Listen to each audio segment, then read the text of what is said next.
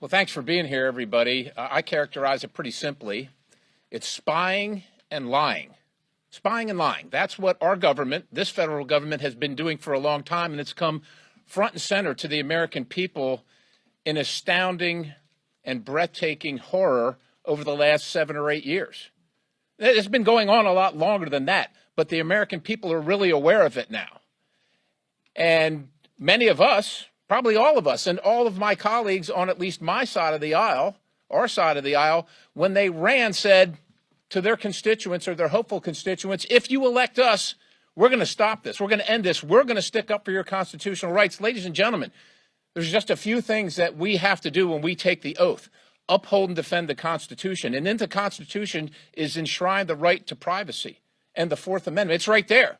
Yet in this chamber, in these halls, we have members, elected members, instead of upholding their oath to defend the Constitution, actively trying to subvert the Constitution, spying and lying. We've seen it. My good friend when Warren was too kind said almost no accountability, almost no accountability. Tell me where there's been any accountability. The American people demand it, and yet we stand on the precipice after all of this, after watching a president from the party that's now in control in the House of the majority party in this body, the president of the United States was spied on and then impeached based on falsified information. I don't know how more breathtaking it can be. And yet, not only are some of my colleagues on my side of the aisle and some on the other side of the aisle actually trying to just continue this, they're trying to add to it. Ladies and gentlemen, is the Foreign Intelligence Surveillance Act. Foreign intelligence. Not one of these members has a problem with spying on foreign actors that are going to take some malicious action toward the United States of America or our citizens. Not one of us has a problem with that. But when it comes to the rights of American citizens, of Americans, we have a huge problem with that. And if they can't abide getting a warrant and probable cause to go after American citizens, quite honestly, they shouldn't be serving in this body at all. And I will tell you this from my standpoint, unless there's significant reform, and I mean significant reform, real reform, not just changing the chairs, the deck chairs on the sinking ship, significant reforms protecting Americans' rights, then you can count on me for a no vote. And let me just close with this. You're going to hear all kinds of stories. Well, the border's wide open. Aren't you concerned about the millions of people coming into the country, of which there are probably terrorists and gangs and so on and so forth, that this might help us catch? Once again, the government has created the problem. The American people aren't the ones to be punished for the solution. We can fix that problem too. We can fix that problem too without taking away American citizens' rights. It is our number one duty. It is our number one duty to stand in support of the Constitution and the rights of every American citizen that are enshrined in that document. I yield the balance to Representative Burchett, my good friend from Tennessee. Thank you, Mr. Chairman, for allowing me to be here, and thank you all for being here. Restricting the government's ability to interfere in America's personal business has always been a core value in this country. Our founding fathers knew the importance of that, and that when they wrote the Constitution. I saw, how easy this could be. You all are in the media, dadgummit. You ought to have this should affect you greatly. This has an incredibly chilling effect on what we're about as a nation and what they can do. This is how simple it is. Somebody's mowing your yard. Somebody's working on your house. Somebody in the FBI or somebody wants to take a look at you, an American citizen. And maybe the person that's working on your house is not an American citizen. They pick up their cell phone. They trace it. They backdoor it into your personal cell phone. That's how easy this thing occurs. As it is written, Section 702 of the Foreign Intelligence Surveillance Act doesn't do enough to protect America's privacy. In addition to making some serious reforms, I believe any reauthorization of Section 702 needs to be done the right way, with honest debate and consideration out in the open. How ironic is it that we're dealing with something that is being written in the shadows of Congress, and it jeopardizes America's privacy? We need to make sure whatever decision we make is the decision that's in the best interest of Americans. Before my daddy died, I can remember one night elections weren't going so well. Daddy was a World War II veteran. He fought and he'd kill people for this country. And Daddy said the blessing, and I'll never forget the blessing that he asked. He said, Lord, please don't let us lose our country. Amen. Folks, this pushes us so far over this cliff that we could lose our country. We need to fight for it. You and the press need to be aware of this. You need to fight for it. I turn it over to my good friend, Representative Moore. Thank you, Mr. Burton. Thank you, Mr. Chairman. You know, as I toured the district, the number one concern, or at least one of the top concerns, was the weaponization of government against American citizens. And so as we start addressing these FISA issues, this has got to be a priority. And, you know, it's the Fourth Amendment's clear. Americans are protected from unreasonable searches and seizures without a warrant. But the FBI has used FISA 702, which is meant for gathering intel on foreign nationals, hundreds of thousands of times to spy on American citizens without a warrant. Instead of focusing outwardly on America's enemies, they're focusing inwardly on the American people. In 2021 alone, the FBI used FISA 702 300,000 times to spy on American citizens, including Biden's political opponents. In 2020, the Department of Justice admitted warrants they used to spy on Trump's campaign lacked probable cause. Y'all remember how all that started, right? Clapper briefed Obama in the White House with Biden, then the VP, and Loretta Lynch sitting in the room and said, hey, just so you guys know, heads up, the DNC and the Clinton camp are working on this Russian collusion narrative. Comey leaves the room, and within a few short hours, opened an investigation in which he began to spy on the Trump campaign with General Flynn and the rest. The abuse of power between the FBI and how they use that against political opponents. And yet, that same FBI who offered Christopher Steele $1 million to verify anything in the dossier turned around and gave Twitter $3 million to scrub the Hunter Biden laptop story in the following election. Why would we, as Congress, authorize an NDAA, which attaches this FISA reauthorization, to spy on American citizens in an election year, certainly with an embattled political campaign going on for both sides, and we know they spied on Trump. So it just does not make sense. I think our job up here, most of us know, is to protect your liberty, folks. This was bipartisan out of the judiciary. When we brought this bill out, both sides saw the dangers that we were facing as American citizens. Our job is to protect your liberty. We got to hold the line, and with that, I'd like to turn it over to Representative Norman, my friend. Folks, this country is in trouble. We are in trouble. This isn't a Democrat issue. It's not a Republican issue. It's an American issue. And, you know, when you keep hearing that these things leak out and what the Intel Committee is doing is going to be done in private, that's not going to happen with this group standing behind me.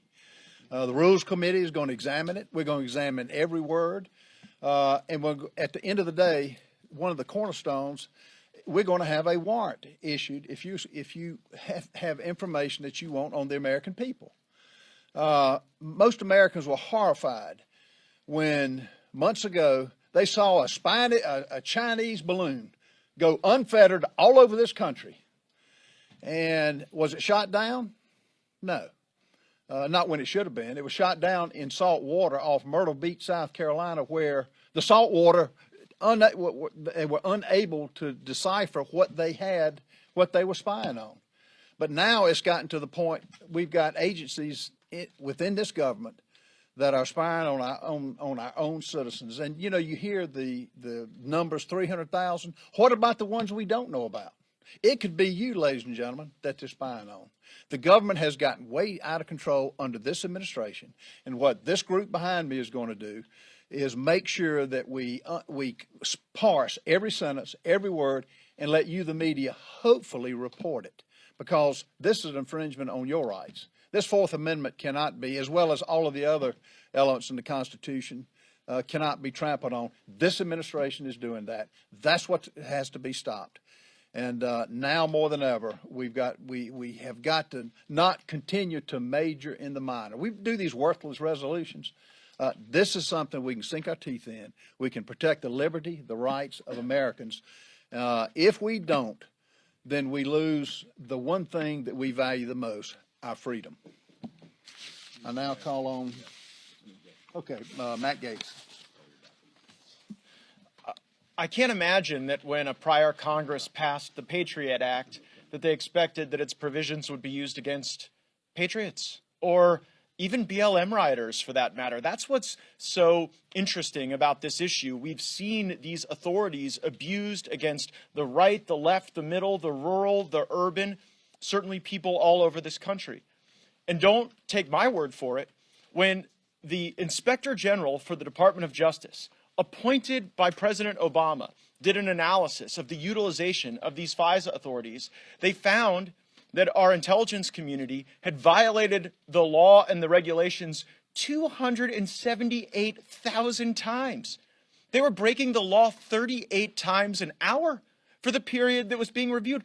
I don't think it makes us unreasonable to suggest that if there's a law being violated 38 times every hour, that it should not just be expanded without some sort of curtailment or enforcement when those violations do occur. And that's why we want a warrant, because it creates a process by which our constitutional norms can apply to something that has broken bad.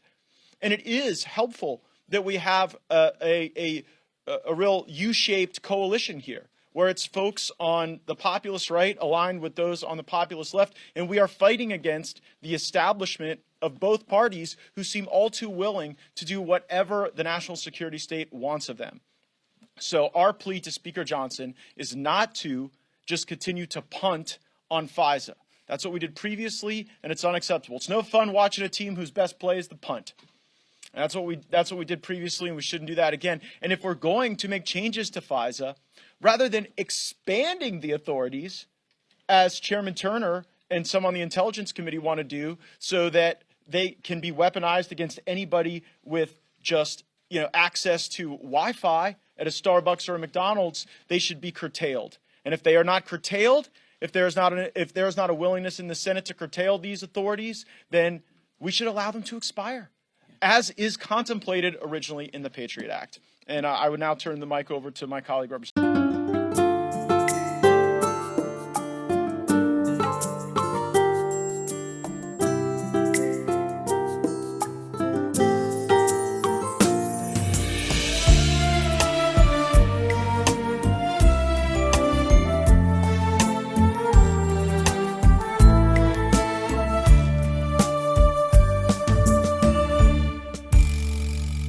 Phố đêm đèn mơ răng răng, màu trắng như vì sao gối đầu ngủ yên.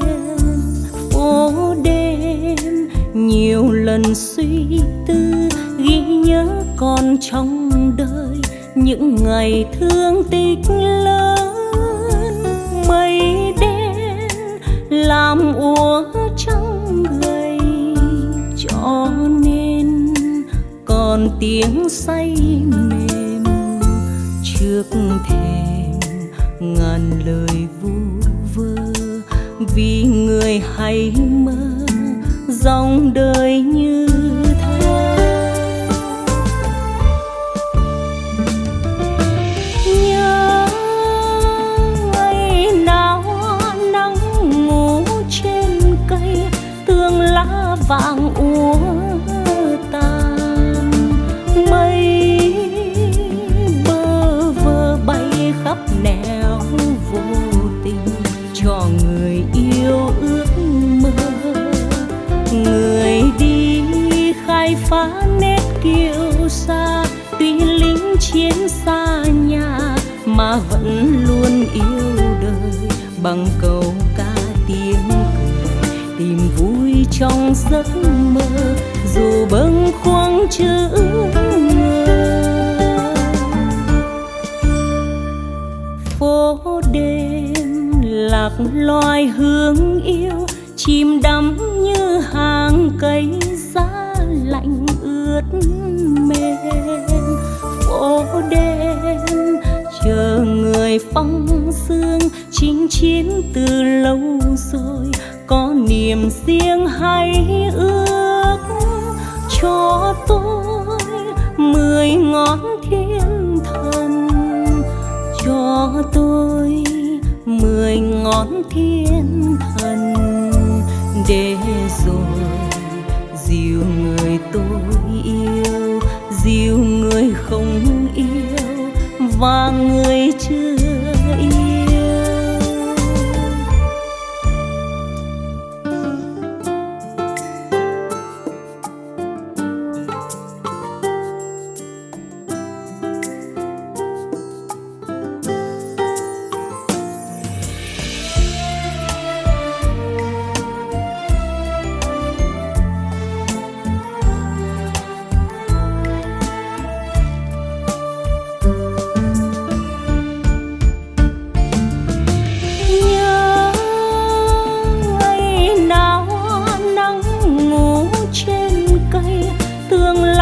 Vàng úa tàn, mây bơ vơ bay khắp nẻo vô tình cho người yêu ước mơ. Người đi khai phá nét kiêu sa, tuy lính chiến xa nhà mà vẫn luôn yêu đời bằng câu ca tiếng cười, tìm vui trong giấc mơ dù bâng khuâng chữ ngờ. Phố đêm lạc loài hương yêu, chìm đắm như hàng cây giá lạnh ướt mềm. Phố đêm chờ người phong sương, chinh chiến từ lâu rồi, có niềm riêng hay ước cho tôi 10 ngón thiên thần, cho tôi 10 ngón thiên thần, để rồi dìu người tôi yêu, dìu người không yêu và người chưa yêu. Để rồi dìu người tôi yêu, dìu người không yêu và người chưa